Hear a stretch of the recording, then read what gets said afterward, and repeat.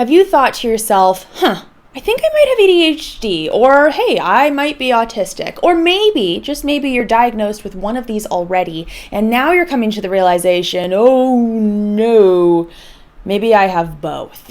Well, in this episode of the Busy Bee with ADHD podcast, we are talking about 5 signs that you have both ADHD and autism. Let's get into it. I think it is important to start with the fact that I am not a medical professional. I am simply a girl with ADHD and autism myself, and I'm speaking from my lived experience. Now, if you think you have ADHD or you think that you have autism, I highly recommend speaking to a professional if that is an option for you to get the resources and the support that you might need. Now, if you were to sit down with somebody to get a diagnosis, they would be using the DSM as the criteria for what is ADHD and what is autism. And the important thing to notice about the DSM is that there is no overlap between these two disorders. What's really interesting about this is that even though there is no overlap within the DSM, there is a ton of overlap between these two disorders. And I want to start here. In what ways do these overlap so that you have an understanding of this like weird middle ground between the two disorders, which makes it hard to differentiate, is this autism, is this ADHD, if you don't already have a diagnosis for either of those two things. The first overlap that we see is between stimming and fidgeting. Stimming is often the word used for autistic folks, and fidgeting is often the word used for ADHD folks,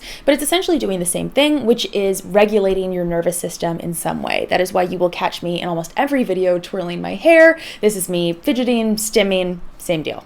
Both disorders also deal with sensory sensitivities, feeling like you can get overstimulated by too many smells, too many visual things to see, too many people in a room, too much noise. This sensory sensitivity is seen in both disorders. Then we have executive functioning and emotional dysregulation, which are seen within both, as well as masking. I think this is something we don't talk about a lot, but folks with ADHD and autism can look similar in some ways because they're living life as a masked individual, and that can be perceived similarly.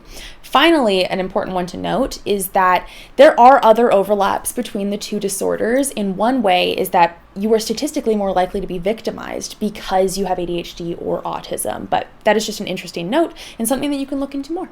I also want to make note that there has not been a lot of research done about people specifically that have both ADHD and autism. In fact, up until 2013, you could not be diagnosed with both. It's only been a little over a decade since you were able to have a diagnosis of both ADHD and autism. Before that, you could not have both, which is just so interesting. Nowadays, we're learning a lot about ADHD and autism together in one from people like myself sharing about their lived experiences online. So I highly suggest, if you are a person that are looking into ADHD and autism and how they overlap between them and want to see more lived experiences, follow creators like myself. If you're not currently subscribed, go subscribe below. If you're listening to this on Spotify, please follow my podcast.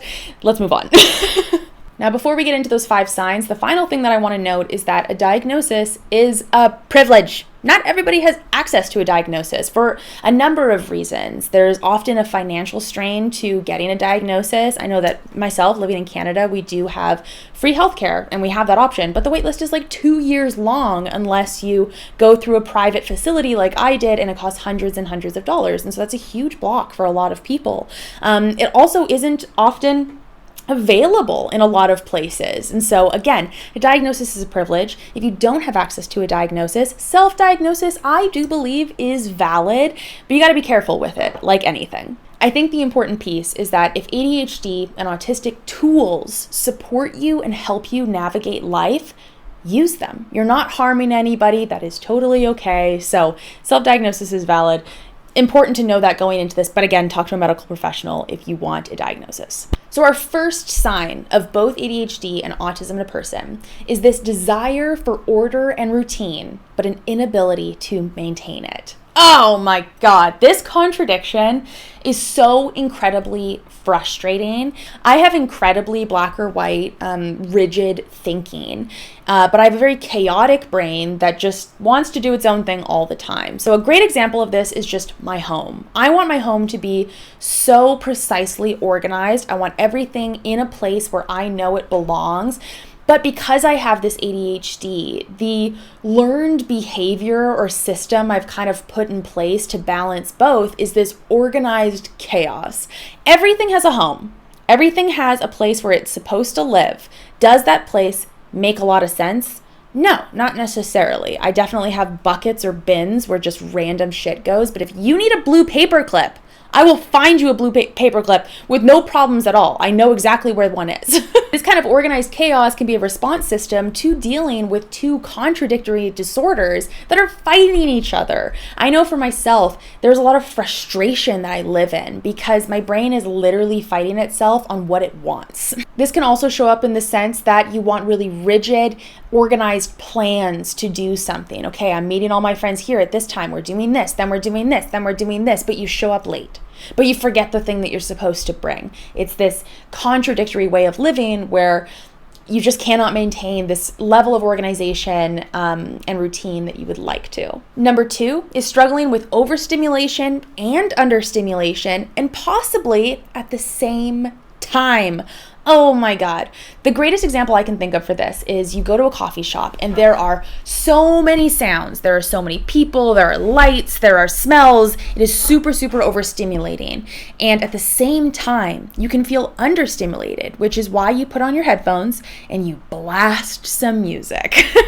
It feels, again, very contradictory, but this is your body having contradictory disorders, needing contradictory things. I find myself falling into this almost freeze state because of this. I will be lying on the couch after a long day of work and I'm feeling really overstimulated, but I'm super, super understimulated because all I've been doing is work all day and I need some fun and I need some dopamine, but I just can't do anything. I'm completely stuck because I'm so overstimulated, but I'm understimulated, but I don't have the energy and I just lie there. Oh my God, what do I do?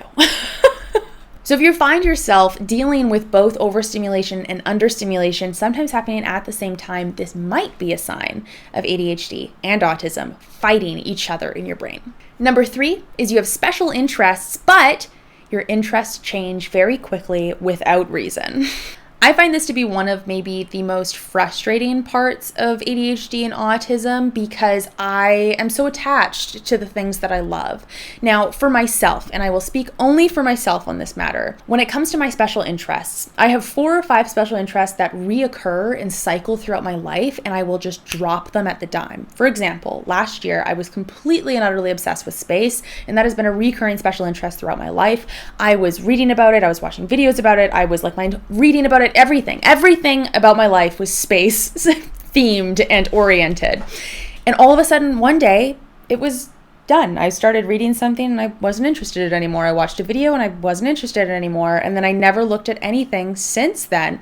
And out of nowhere, I got this intense special interest in books again, which is something that reoccurs throughout my life as well. And now it's important to note, if you're an ADHD person, this could just simply be hyperfixations, where your dopamine you get from this new video game you've been playing for a while, once that kind of novelty of it wears off, okay, I'm going to go on to the next thing. And you can cycle through these hyperfixations. Now, I think the biggest difference between what I would call a special interest and a hyperfixation is a special interest is like all encompassing. It just consumes everything you do. And for myself, I have recognized special interests as reoccurring throughout my life. They're not just hey, I'm going to pick up crocheting for a week, which I did and then dropped. That was very ADHD of me. But these special interests they come back. And they come back full force. I have no other option but to listen to them. Number 4 is desiring novelty, but craving familiarity. Again, with autism, we often think of this rigid thinking, wanting order, wanting routine, wanting familiarity, wanting to know what's going to happen. I think my autistic traits include watching the same shows over and over again because it's familiar to me. I know what's going to happen. There's no surprises, and that feels really, really good. But do I get frustrated that I am not watching new shows? Yeah, I want to watch something new all the time. And that ends up turning into me watching the same shows, but flipping between them all the time because I want something new, but not something too new. I want to be familiar with it. Again, a lot of these things that we see are super contradictory, which make them super frustrating and challenging and annoying. And I don't know, I feel like before I knew that I was ADHD and autistic, I spent a lot of my time just feeling incredibly frustrated because I didn't understand what I wanted because it felt like a contradiction. And now I know it is. It is a contradiction.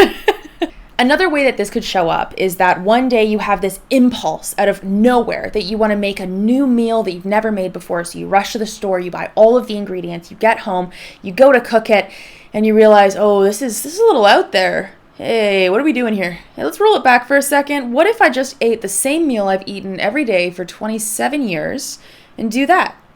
I like the sounds of that. And you go right back to this familiarity because it's safe, it's comfortable, but now you're left feeling really frustrated and annoyed because you just wasted all this money on something new. Yeah, there you go, contradiction. And number 5, craving social stimulation, but struggling in social situations. Yay! I think this one can be really challenging, especially for high masking folks, because I'll speak for myself. I am someone who is very charismatic, and I learned how to navigate social situations really early because I realized that was a way for me to survive. If I wasn't able to navigate those social situations, it would have made me feel really, really unsafe. And so I forced myself to learn a lot of the social cues that I would naturally miss. Now, a person who is just ADHD can also miss social cues, but the reasons that they're missing social cues are very different. They might be distracted or having too many thoughts in their head that they're missing what's actually going on right in front of them. Whereas the autistic person is in a social situation, they're completely engaged and they're really trying to focus, and they're still missing these nonverbal or non-said social cues that are happening. For example, this definitely didn't happen to me just recently earlier today. Somebody might be inching away from you to try to tell you that they're done with a conversation, and you might completely miss that and start walking with them because you think that's what they want. Yeah, I did that today. I shouldn't have, but I did. For myself, I really crave social situations. I want to be around people. I want to talk to people. I enjoy talking to people. But yeah, I miss a social cue here or there, which actually causes me to have a lot of anxiety preemptively now going into social situations, which now means that I have to do what I call pre-game a social situation.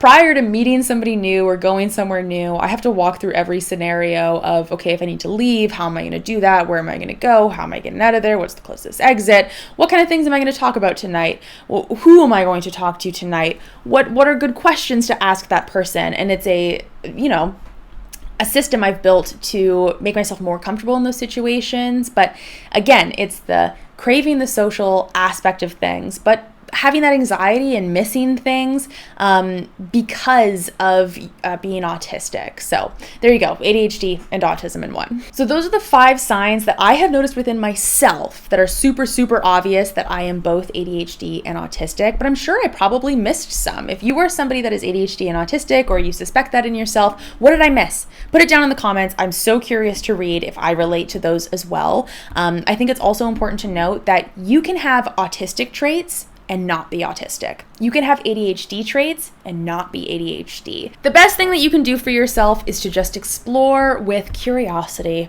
really just being soft with yourself and empathetic with yourself and curious. Why might I do this thing?